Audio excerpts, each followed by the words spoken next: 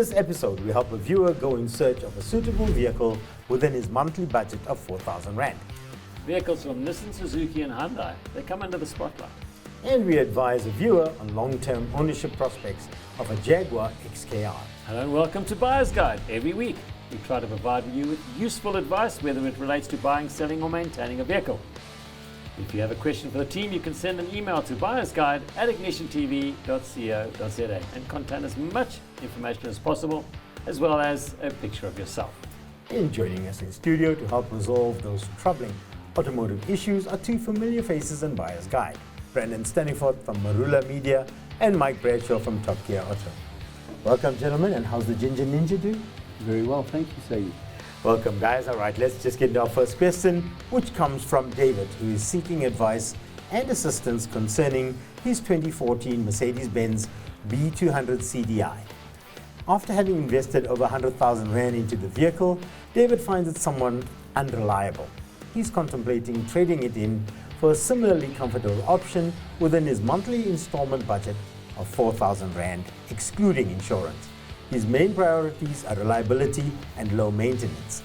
He is aware that options like Toyota and Lexus are currently beyond his budget limitations.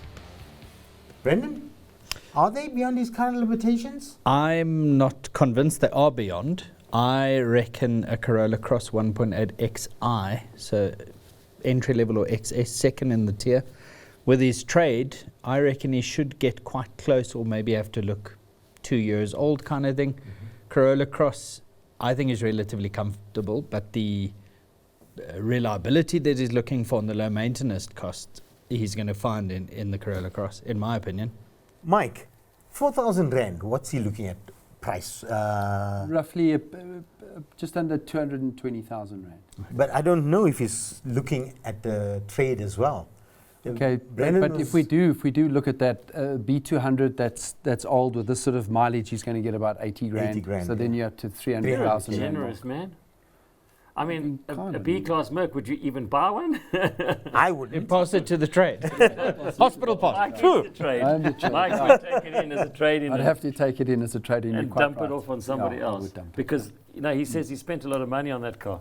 And this is the problem with his cars. They are rubbish. I think what he's going to do is he's got to accept that he's got to drop the premium brand logos and look for something. Toyota Corolla Cross, what a flippin' car. Yeah.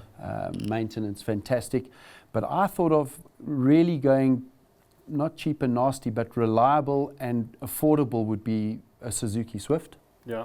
Or a little Honda Jazz. Yep. Yeah. Or my ultimate favorite in that sort of price segment would be a slightly older 2016 Honda CR-V. How about, can I throw one in there while we're talking, the Suzuki Franks? Yes. So it starts around about the sort of 290 badge. So you'd get a 1.5, it'll have quite a lot of features in it. He will get reliability, and even if there are issues, he's got that warranty. Well, 5-year, 200,000 warranty, service plans, all in. I really like your idea as well of the Corolla Cross, although he'd be getting a second-hand version. And what Mike said as well, if you want something small, Suzuki Swift, great car.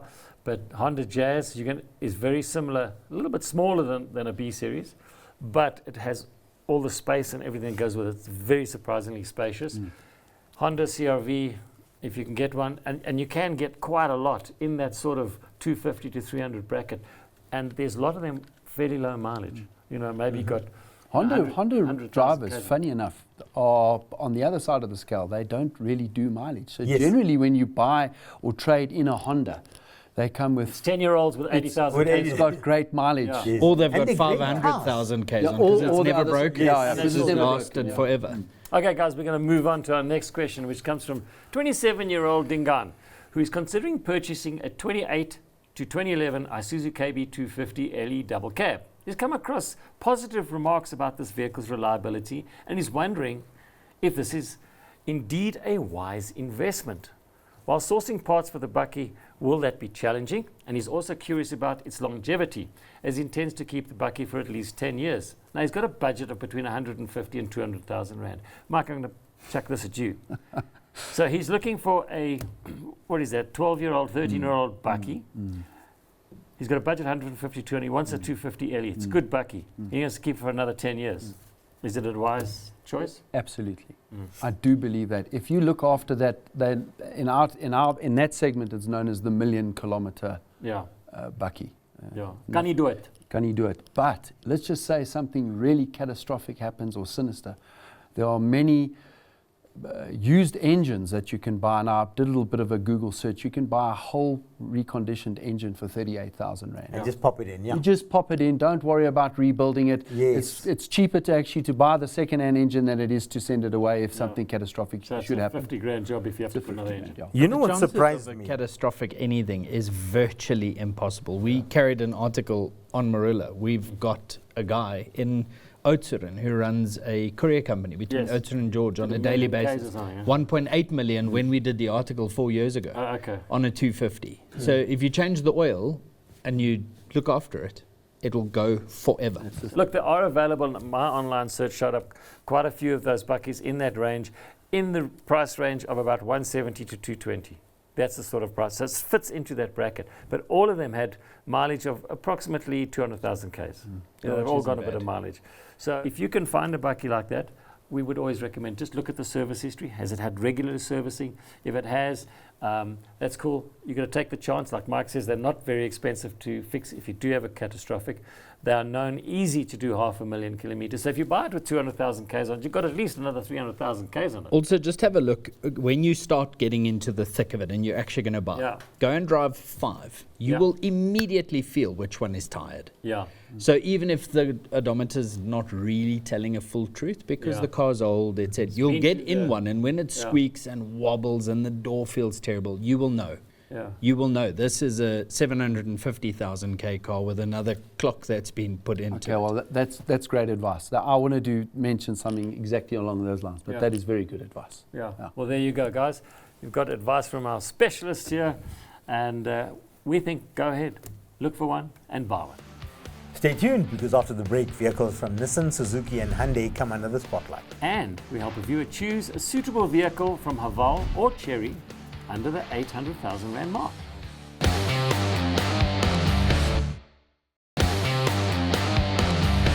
Welcome back to Buyer's Guide. Elton's wife owns a 2015 Suzuki SX4 with 90,000 Ks on it. It has a full service history and has been well maintained. However, she dislikes the air conditioning unit and is now considering replacing the vehicle. She's considering the following options: Nissan Magnite, Suzuki Fronx and Hyundai Venue. Alternatively, should you just keep the Suzuki SX4? They're also open to other suggestions. Brandon, Suzuki SX4 2015. They were really good cars. They were really good, really solid. If I'm not mistaken, still Japanese built. Yes. Like really strong, really good quality. And they had the ground clearance, which is really nice. A good crossover, not silly on fuel. So, in my opinion, I would not just change a car for the AC unit. However, you'll probably find that she's slightly bugged by other elements. She likes the car, but the aircon bothers her, and this bothers her, and that bothers her. So, Fronx is a really good option. The new Fronx is a good option. However, on this specific issue, the balance for me is, do you want to go and buy a new car? If you do want to go and buy a new car, and you're totally fine to go and spend the money or a repayment or take 200 grand out of savings and purchase a new car, great, buy a new car. But at 90,000 Ks, that SX4 is like literally just starting to get into the swing of things. Yes. Me personally, if it's in good condition, not if it's buggered and tired, I would just keep it. I would just keep that SX4 and live with the AC. The aircon, I know at our workshop we do quite a lot of these Suzukis, and I've never had a complaint about the aircon not being efficient. She doesn't say why she dislikes it. Yes. What I think you may find, and this is something that we find quite often, people complain about the aircon not being efficient. And behind the dash, normally behind the cubby hole, is a filter. Cabin filter. And it's called, as Siggy says, a cabin filter, a pollen filter, an aircon filter. It's all terminology. It's just blocked. And sometimes they are there to stop the dust and pollen coming into the vehicle, keeps the vehicle clean inside. And often, through poor maintenance, even though it's gone to dealers, they don't replace it. I recently had a car in my workshop that it was like 90,000 kilometers, full service history from the dealership manufacturer. Nobody had ever replaced the filter. And it's original filter the car came with. It wasn't a filter anymore, it was a block of wood. Yes. And they said, the aircon's rubbish on this car. So first thing I would suggest you do is have a look where this pollen filter is. And it's very simple. You can just Google your vehicle and ask, where's pollen filter? And Mr. YouTube will tell you, here it is, and this is how you change it. Just take it out the car, toss it in the bin, leave it out for now, and see if that improves. If that improves your aircon, maybe resolve your whole problem. Or even better, if you don't want to Google, take it to an air conditioning place and ask them, could you just check the cabin filter for me? Yeah, and they would gladly do it for you. Mike, your thoughts on the SX4? Is it worthwhile changing? No, not with 90,000 Ks. It's barely running, as you would say, and this is going to be a very expensive aircon, actually. Yeah. Yes. Yeah. However, let's say it is an aircon efficiency issue. Yes. She's going to buy a Franks.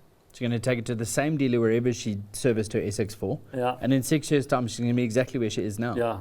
The aircon's going to be rubbish. Well, it may be. The cabin filter is going to be blocked in 6 years' time because nobody's replaced it for 6 years. That is just a suggestion. I'm not saying that is the problem. Yeah. And as Segi quite rightly said as well, if you're not too sure, take it to an aircon place, get it checked out. But if you want to sell the car, Mike's waiting to buy it. In Randburg, he'll buy your car from you. Okay. Right, our next question is from Ayanda. He hails from Port Elizabeth and wants to know what is the best buy for 800,000 Rand between the Haval H6 HEV and Cherry Tiggo 8 Pro Max. He currently drives a 2014 Honda Ballade and is not considering trading it in. He intends to keep the car for 10 plus years. The vehicle will be driven locally and for long distance family trips to Durban and Cape Town in December. Mike, see you raising your eyebrows there. Hey? I think if you get 800,000 Rand to spend and you're adamant that you want a Chinese vehicle, I would go with the H6, the Haval. Haval HEV. Yeah, I would. The hybrid. The hybrid was. Yeah, I would definitely do that. Because of the fuel consumption or because of the package that you The package and everything, I prefer it. And I think Haval's footprint in South Africa is a little bit longer. Both of them are very good. They're both very good, yeah, absolutely. But if I was going to roll the dice, and I would go for the Haval. But in saying that, if it's your 800K, I am a sewer rat. I would rather spend 800,000 Rand on something else. Yeah. Really, if you're looking for a SUV, X3 2-litre diesel. Wonderful. Yeah. Or you could even get a Ford Everest XLT with 17,000 Ks for under 800,000. Or if you want something more premium, you could get a 2024 Lexus, the GX250 with 2,000 Ks. Yeah. For the same money. That's where I'd be spending my money. And they all would come with warranties. And all full 5 year, no risk buy. That's and in saying this, and I'm going to get shot down for this. The Chinese brands are fantastic. They are experiencing an incredible growth spurt. We can see it. They are on our roads. But I started with Hyundai back in 1994, and they didn't age well. Yeah. I'm not saying that the Cherry and the Haval, but we don't know. We don't know yet what our African son does to a dashboard. Yep. And he wants to keep this car for 10 years, roll the dice with. You make a good point there. Now, I know you're not a big fan of the Chinese vehicles. You're shaking your head. Let's have your 2 cents worth. Yeah. I'll make 3 small points. If he buys a Chinese car, that H6 2-litre turbo, 14 litres per 100. Yeah. 10 years. But this is the hybrid version, isn't it? Better on fuel? 12. Okay. So it's still glug. 10 years, it's going to kick the crap out of him. Yeah. X320D, if you drove an X320D conservatively, you'll do 6 litres per 100 every day of the week. Yes. So over 10 years, we're talking a serious fuel bill. You could buy another car. Yeah. So what I did say initially, I've just not taken delivery, I've just got my new long-term car, which I'll keep till the end of the year. So it's a Ranger 2-litre single turbo XL base. Yeah. It is more refined than any of the Chinese products you can buy. Not everybody likes Buckies like me. I can't stand Buckies. So I get them, but and then I would probably end up, if you had to have new, I would probably buy a hybrid RAV. Yeah. In that sort of money. And that's the same similar price range. Well, yeah, I think you can get a hybrid RAV for 780 or whatever. Somewhere around there. Somewhere around there. That fits into his budget. But maybe, without giving him actually any good advice, at 800 Rand you can have anything you like. Yeah. Yes, you can have anything you can like. You can literally buy a Porsche 911. I would have put him in a Hyundai Tucson if he's looking in that it's another kind of good market. option. The Tucson diesel. Tucson diesel, the 2-litre diesel. Yeah. For 800K, you'd buy one 1 year old top of the range inline. That's Yeah. what a remarkable engine. What a beautiful car. X1. Warranties, all that. X1 is, he could literally have anything. So my advice would be buy anything except the Chinese. There you go. Hey, yeah, Advice, yeah. Stay away from the Chinese. That's with Brandon's. If it was my choice, I quite like the Cherry Tiggo 8, but that's me. But then again, if I had 800 grand to spend, I'd most probably go out and buy like a D5 Volvo XC60 or something. But that's, or an X3. XC60 but that's is another lovely. thing. All right. Hey, I had 800 grand to spend. I went and bought me a Tucson. Good for you. We'll be taking a short break, but when we return, we advise a viewer on our long-term ownership prospects of a Jaguar XKR. And we discuss the pros and cons of leasing a car versus buying.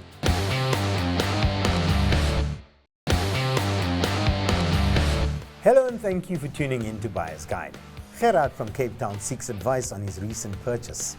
After considering options like the Chev Lumina, Lexus ISF and Ford Mustang for a V8 weekend vehicle, he ultimately opted for a 2008 Jaguar XKR 4.2 portfolio with 110,000 kilometers on the clock and a complete service history. Gerard seeks advice on further preventative maintenance and specific issues to watch out for with the XKR. Okay, Brendan, what's your take on the XKR? And it's got all these fancy brakes and all that. So every time he needs to replace his brakes, he needs to sell a kidney or something. Look, guys, this is on the car. It's a cool car and it's great. It's a V8, it's lovely. But I'm petrified of a used Jag. They are catastrophically expensive and they're not reliable. So, that car, if there was a big proper failure, it could literally be 300,000-400,000 rand. Yeah. Could be another. Hundreds It of could be another thousands of car. rand. So guys, Mike- we're talking like huge extensions to bonds here. Yeah. We're not talking, oh, we'll just take some money out of the credit Yeah. card and fix it. This is real danger, or it's a He wouldn't 400 have paid grand that- paperweight. He wouldn't have paid that for the car. Mike, your feeling on the XKR? I love it. Me too. I love it. I don't want to disagree. Listen, I do agree with you, but I also disagree. Okay. I always say to people, when you're buying ego, because that is essentially it, Yeah. okay, you need to know who's going to be taking care of that Jaguar going down the line. And fortunately, I have a master technician on Jaguars Fantastic, yeah. because of exactly what you say. They are not that expensive to run and maintain, and they're not that expensive to repair. If you go to the OEM, you are quite right, you are in for a second bond, 100%. Yeah. But that 4.2 litre motor is bulletproof. Solid. Solid engine. I mean, if you are worried about anything, get the car up to optimum temperature, which we know what that is. Open the bonnet and go and listen with your ear. If it sounds like there's something rattling, it means that the chain tensioner is slightly worn. It's relatively cheap to replace that at a normal service, not a Jaguar. It's about 8,000 Rand from a guy who knows what he's doing, and it's anything from 40,000 Rand upwards, I'm guessing, at Jaguar. So that's on the 4.2 litre motor. Yeah. I've sold many of them, and I've never had a comeback. And if I have, it's been because the central locking motor was gone. Little things. Little things, but never the engine or the supercharger, funny Yeah. enough. Look, those, I find that 4.2 specifically is actually better than the newer 5 litre version. It's not as powerful, but it's close to it, and it's very reliable. It's the same engine that was fitted into the Range Rover Sport, which really didn't give problem. And if you can drive that big Range Rover around and not really give any hassles, then it can drive this little Mickey Mouse Jag XKR, two-seater sports car. Hardly, Mouse and hardly, Jag very, very- XKR has never been mentioned in It's the the same same sentence. In Yes. terms of size, let me just rephrase that. All right, One is but I can 400. tell you one thing. I like the look of the car. Yeah. And that's about it. But his Sound question noisy. in terms of I would have maintenance. gone with the Mustang. Yeah, but the Mustang would have cost him a lot more. So the Jag, as Mike says, you need to find somebody who understands the vehicle and who maintains it properly. The only thing I find with Jags in our workshop, because we, again, do quite a few of them, is that suspension components with our bad roads and speed bumps, when things wear out of them, they're fairly difficult to obtain, and they're only really available from Jaguar themselves, which is quite expensive. Or if it's a third vehicle, you can always order it in from the UK, which works out a lot cheaper. It just takes time. Maintenance, You service the car every 10,000 kilometers and you make sure it gets good oil in it. You then have the gearbox oil replaced every 60,000 kilometers, which are the sort of two things in terms of you can do in maintenance. And then always, if you have any water leaks in these cars, remember this is an older car, it's most probably from around about 2005, but he didn't say what year it is. It must probably be a 2008, yeah. somewhere around there. 2008. Just to make sure that you don't have any water leaks. And if you do have any water leaks, don't drive the car with water leaks, get them fixed, because they have a lot of plastic fittings that can sometimes leak a little bit of water. They'll start leaking a little bit and get worse and worse and worse, because the last thing you want to do with the car is overheat it. We're going to end off things with a question from CBC, age 30, who is married with 2 boys. He's seeking advice on whether to opt on buying or leasing a car. With the costs associated with car ownership, he believes the importance of exploring various options rather than just purchasing outright. Is leasing indeed a wise choice? Mike, you would be more up to favour with this, leasing or HP or buying it out direct. The funny thing is, South Africans generally want HP. Yeah, and the car and there's the end of it. Then it's theirs. But the cycle is every 3 years. So South Africans very few South Africans actually outright own their vehicle. They'll keep it for 3 years, then trade it in and carry on moving on. So the leasing option actually is, I like the leasing option because you know exactly what you're in for. There's no hidden, jeepers, it's out of plan, I've 12,000 Rand service, it's all taken care of. Aren't they limited to mileage though? They are, and that's the next point. You've got to be very, very sure that if you are leasing a vehicle, the mileage parameters that you stick within them, if they're giving you 20,000 kilometers a year, don't do 22, because when it comes time to giving that car back, you're going to be in for a bill that you're not Okay, you've done anticipating. 10,000 Ks more than you were supposed to, Yes. and it's 8 Rand 50 kilometer. Yeah. And So then in other words, we'll take your car in at 0. Now you take your vehicle back and you owe them 58,000 Rand. Yes. So So obviously, be careful. read the small print in any of these leasing. I mean, leasing, as you say, Mike, most South Africans, 3 years, they get rid of their car. So if you're going to lease it for 3 years, what is the mileage parameters? What is involved with insurance? How much is it going to cost you a month? And then you take the vehicle from there. Or if you're going to intend to keep the car, if you want to keep a car for 5 years or more, don't lease it. That's when you're going to pay for it. And then after the end of the 5-year period, you can sell it and you've got a trade in.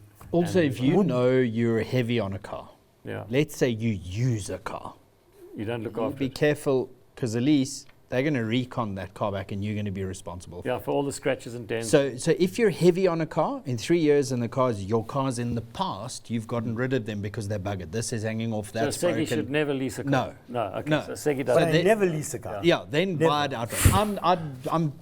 I'm not sure on the lease. I would never lease a car, ever. As much as I understand But what you, you're saying. Indian oak, you got all the money, so you just buy them cash. No, don't talk about the mattress money. That's separate. That's for holidays. Couch. Guys, Couch money, boys. I Couch. would not lease a car. If I'm going to have it for 3 years, like you say, if there's a warranty on it, a 3-year warranty or 5-year warranty, now it's 7 years or 200,000 kilometers, I'm not limited. And if I'm going to change it every 3 years, it's cheaper for me to pay an HP every month than a... If you've got a comes with car its allowance, service plan. if you've got a car allowance, it's better to go with the leasing Lease. option Because then because you've got tax benefits. benefits. Okay. Rebates. So there's a lot of things to consider Exactly. when you want to Unfortunately, lease. in the time that we have to discuss all the ins and outs of leasing versus HP, we're going to need a 5-hour show. So, but do your homework on something like this if you're considering it. Look at the pros and cons of it. Listen to what we've said, and then make your decision on that. And with that, we've come to the end of this week's show. Thank you, Brendan and Mike, for joining us and for all the wonderful advice. Yeah, And thanks, please, guys. guys, Yeah, thanks. come in more often. Yeah. I can dump at him. Really. Yeah, same there. Until next time, please buckle up, stay safe, and remember, only emergency vehicles and idiots drive in the emergency lane.